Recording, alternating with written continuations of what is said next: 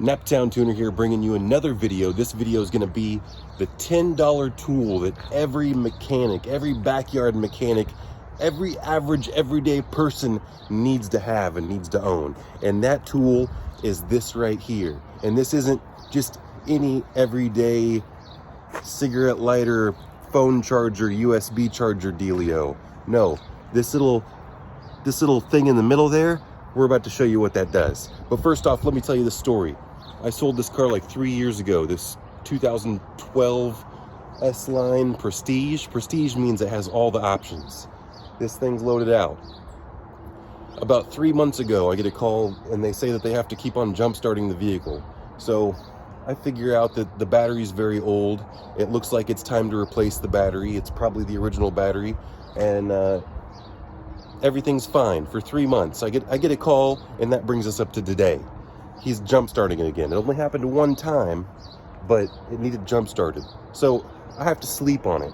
I get a call, and then I have to sleep on it. And I'm sitting here thinking, is it a stinking... I told the guy right off the bat in text, because I know these cars, that it's most likely the alternator. The alternator's clutch driven, even though that doesn't really sit well with my head. After I text that out or told that, I'm still thinking, well, if you jump start a car and it drives, it's typically not the alternator.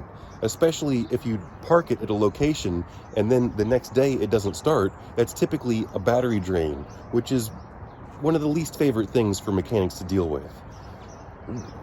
Unless you have one of those weird electrical people that just love wires at your shop. I don't know, but there's a few of those people out there. But for the most part, mechanics don't like wiring in computers. That's just my opinion. You tell me if you like that stuff. So, back to the point of this video. The first thing I did, my diagnostic tool right here, is I jump in, whatever they got in, oh, he put a dent on the door. Whatever they got in their cigarette lighter port, I take out. And then I start the vehicle.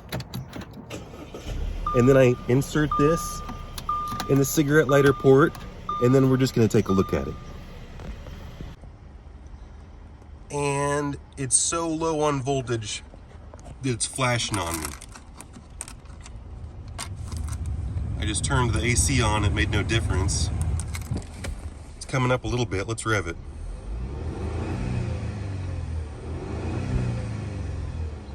This thing could have very well left him stranded. This car is seconds away from leaving the owner stranded. He barely got it here. The car is running on less than 12 volts currently right now. There it goes, it's bumping up to 12.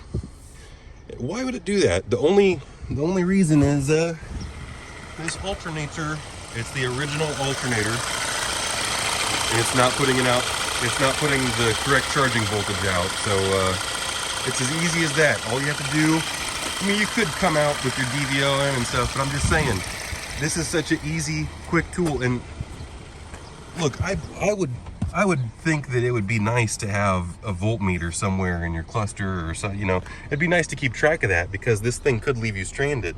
So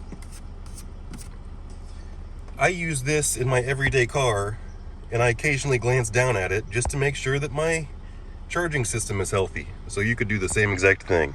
So hit that like and subscribe button. Naptown Tuner here, signing off.